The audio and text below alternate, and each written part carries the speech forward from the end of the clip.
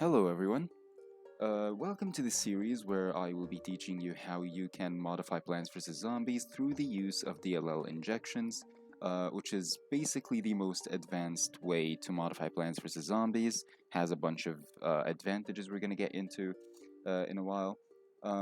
But before we get into that, I first want to clarify what the end goal of this is. So the end goal of this series is supposed to be we're going to create a mod that will cause plants to take passive damage. Basically, plants will take damage passively, and after they reach 0 HP, they just die. So that's the kind of the goal of this series, is to make that mod. Now, here's the thing. This mod will not be any normal mod. It's basically DLL Mods Are Special, which is kind of where the advantages come into play. They're special because they can be injected into any mod and they would do the same thing. So if you want to inject this passive damage DLL into, say, the vanilla Plants vs. Zombies, you can, and if you want to inject it into a different mod like PvZ Remastered, you can, etc, etc, right? But there's a catch, which I will get into. Before we get into the catch here let's first kind of explain what the different methods of modifying Plants vs. Zombies are. So the first and probably most prominent method is assembly modification. Assembly modification is essentially people changing the game code, the instructions of the game to do something different. So, for example, could be something as simple as just saying when you put a plant down, instead of subtracting from the sun counter, you just add to the sun counter. That would be considered as an assembly mod, and it could be something as complicated as, for example, PvZ Remastered, which is also an assembly mod. Now, the other method, I forgot to say there are three primary ways you can modify Plants vs. Zombies, and the second method, which is arguably the easiest, but also not technically a modding method, is using the Plants vs. Zombies 1 reconstruction, which is basically, people like to call it the decompilation, but it's not actually a decomp, it's a reconstruction, because it doesn't mimic the original game's behavior 100%. So it's, as a result, not a decompilation. However, it is a totally valid way to create kind of, some people call them fan games of Plants vs. Zombies, because it's technically not a mod, it doesn't meet the definition of a mod. But like I said, it is, if you want to do that, you feel free. And one last thing is, the last method is DLL injection, which is the most advanced, most versatile method, because like I said, it could be injected into any other mod and it would do the same thing. But it's also arguably not the most difficult, but certainly difficult. It's the one with the least amount of resources on it, for some reason. Even though it's not the most difficult, I would argue assembly modding is much more difficult. But it's just so happened to be the one with the least amount of resources on it. So, in this series, we are going to be learning how we can do that. Now, there's a catch, of course, like I said. DLL injection will only work on mods that either were made by DLL injection or by assembly. In other words, if there's a mod that was made through reconstruction, or a fan game if you like to call it that, that was made through the reconstruction, the Plants vs. Zombies 1 reconstruction, DLL injection is not going to work on that game. And one more thing, version differences matter. So if there's a mod of the Game of the Year version of Plants vs. Zombies, and your DLL was made for the original Plants vs. Zombies, it's not going to work. So, with all of these catches kind of out of the way, let's get straight into it. So, first things first, what are the tools that we're going to need? Well, in the first episode, we're only going to need two tools. We're going to need any DLL injector of your choice and Visual Studio with the C++ development pack. I'm not going to go through installing them because, that's going to be too time consuming. However, for DLLs, you need the DLL injector that could either be Cheat Engine or any DLL injector of your choice. So, for example, You could use also Process Hacker, which is I have right here. You could use that. It also allows you to inject DLLs, but we're not going to be using that since we will need Cheat Engine in the future episodes, so might as well download it while you can. It has a DLL injector and more that we will be using in the coming episodes. So, the tools that we will need for the coming episodes are, like I said, Cheat Engine and any disassembler of your choice, but we will be using Ghidra, and a hex editor, any hex editor of your choice, but we will be using HXD. I will be putting a link for downloading all of these files in the description if you'd like to download them. But like I said, for this tutorial, we're just going for a very simple DLL of Plants vs. Zombies, so we're going to go ahead and start up a Visual Studio right here, and this was a sample project that I did before this video, so we're just going to go ahead and create a new project. And like I said, you need the C++ development pack in order to be able to do this. Here we're going to select Dynamic Link Library because obviously we're making a DLL. We're going to call it, say, passive damage, and click create. And it's going to take a little bit, obviously, to create the project and everything, but eventually, you know, it'll get there, so I'll just skip to when that's done. Alright, we are back. So here, you can see the project has been created, everything's going good. Now, what we want to do, first of all, is, don't worry, I know this all seems very kind of overwhelming, but we will be able to understand those in due time, so just don't rush it. The first thing that I like to do is to just kind of reorganize this stuff, because I don't like the way Visual Studio does it. My module, reason and reserved. Okay, so that's just a little bit of a reordering of stuff, reorganizing, right? So nothing done yet. We have basically just, we're starting, you know, on a fresh piece of code here. So here, between this and this, these brackets will go our DLL code. So let's go ahead and find out exactly kind of like what we, you know, what we can do. So here's what we can do. Essentially, we need to first tell it, okay, this will only happen if the DLL was injected into a process, because there are multiple reasons a DLL could be called for. So here what we need to do is we need to tell it if the reason is DLL process attach, if it is not equal to DLL process attached, then we return true, which is kind of like telling it abort if it's not called for from being injected into PvZ. Now, obviously, we haven't made sure if it's injected into PvZ or not. We're just, you know, I'm just adding it into the comments so you guys can understand, right? So, let's go ahead and do something very simple.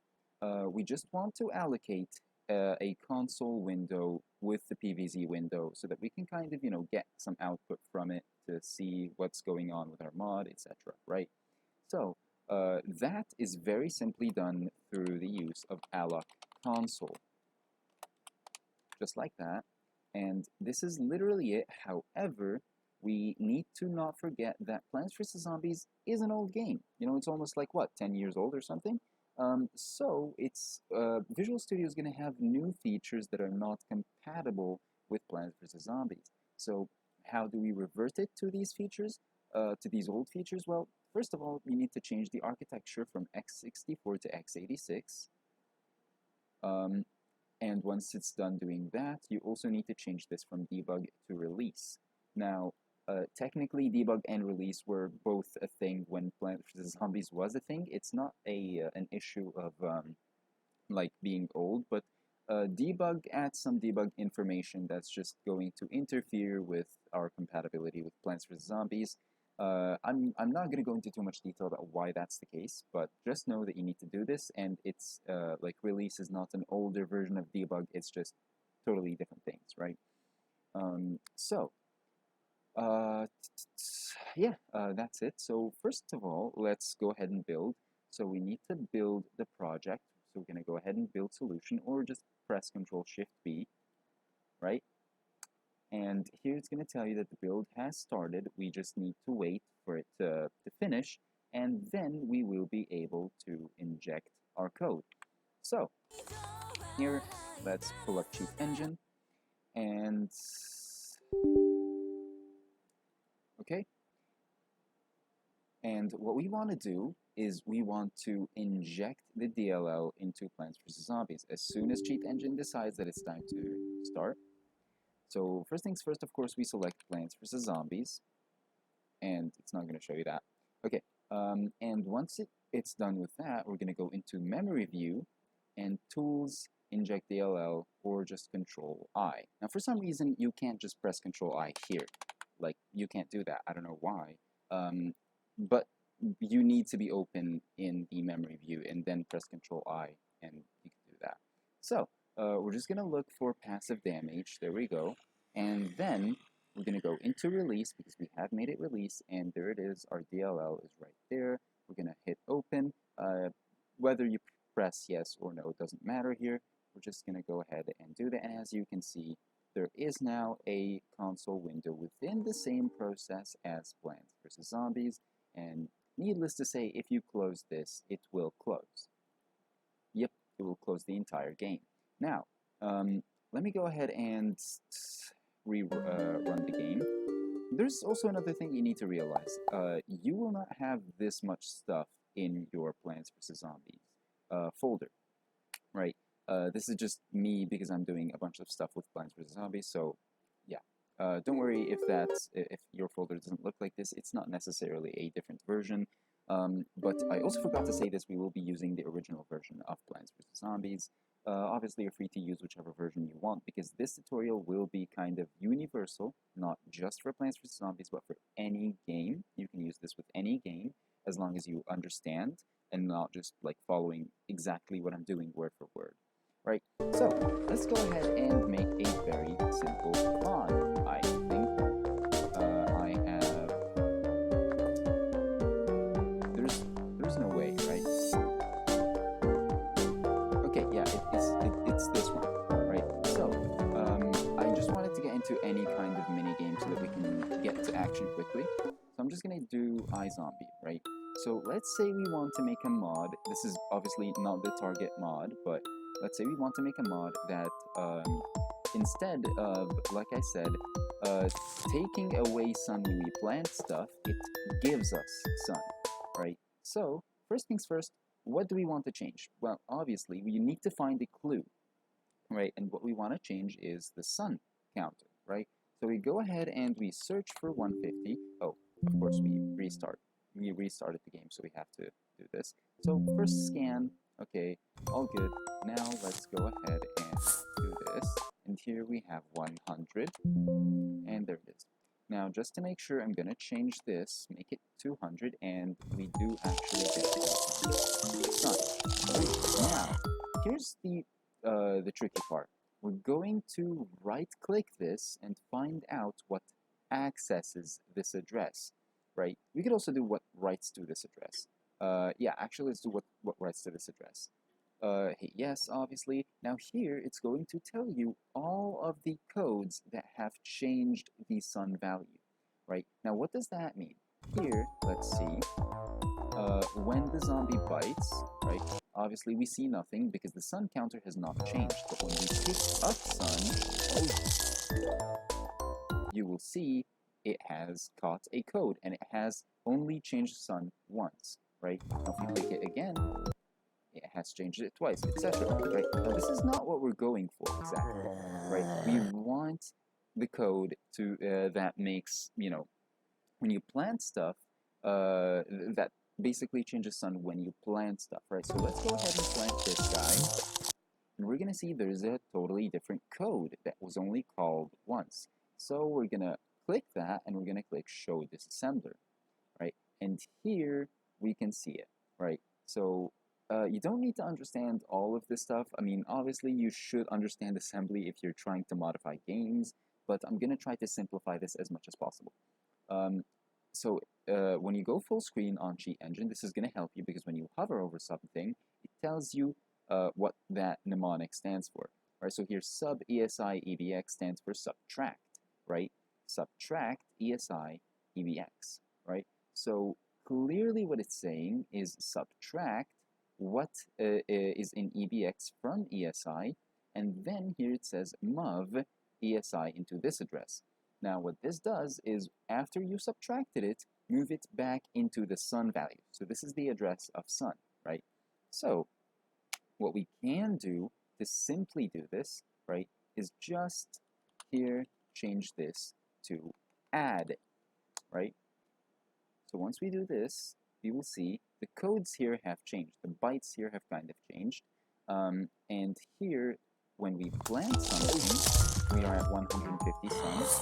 We get 175 sun instead of losing 175 sun, right? So what we're going to do here is essentially, we're just going to, here, as you can see, if we change this back, right, the codes here change again. Now, here is what we want to do, right? We want to change this in Visual Studio in our DLL, right? So how do we do this? Well, first things first, we need the address of the code, right? So what's the address of the code? Well, here we can click, we can right-click and copy to clipboard the address. However, that's going to give us the relative address. We want the absolute address. So we just hover over what we want to change, which is, in this case, the sub, and press Ctrl-G. This will give us the go-to address menu, and that is the absolute address. So, next things next, we need to basically change this, right? So, here's the thing. This is code, right? Now, by default, you can't change code.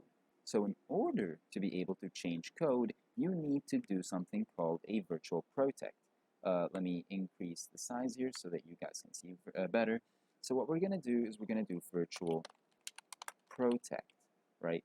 Now, virtual protect here, as you can see, takes the address, the size, the new protection, and the old protection. So what we want to do here is we're just going to create something to store the old protection, right? This just stores it. It's an empty variable that just kind of stores it, right?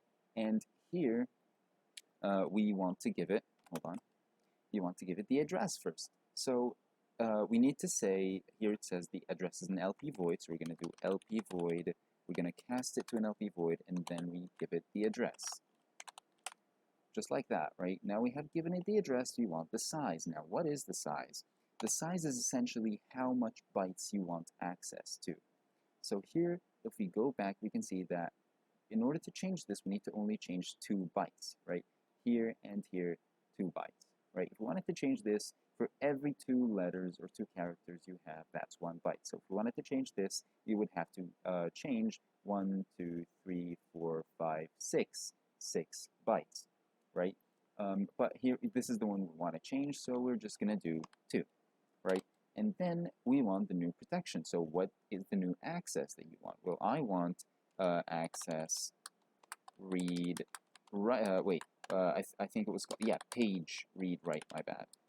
Right, hold on. Execute read write. Okay, so execute read write basically means I can execute the code if I want, and I can read the code, and I can write to it. I can change it, I can read it, and I can execute it, right? So, and finally, we need to give it a place to store the old protection. So we just tell it, yeah, store it in this variable, right? So we just say old protection with an and sign and ampersand before it to basically tell it, to give it the variable itself rather than give it its contents. So if we say this equals 0, if we remove this, it's just going to give it 0. But if we add it, it's going to tell us, okay, store it in this variable, not, in the 0, right? So that's basically what the ampersand is doing. And once we have basically done the virtual protect, we have now the privileges to change this instruction. what we need to do is we need to know what to change it to. Well, in order to change that, we first have to do it with G-Engine to find out what to change it to. And here you can see this changes to 0, 1, and this to DE. Right? Actually, I think the other one doesn't change at all. Yeah, so the other byte actually doesn't change. We only really need to change one byte from 29 to 0, 1, right? So we can actually just say 1. That's fine. So, like I was saying, we can just take this address, right? We want to change it. Now, how do we change it? Well, first things first, we want to change only one byte, right? So we're going to go ahead and say byte pointer, I don't know, the add instruction, and that will equal byte pointer.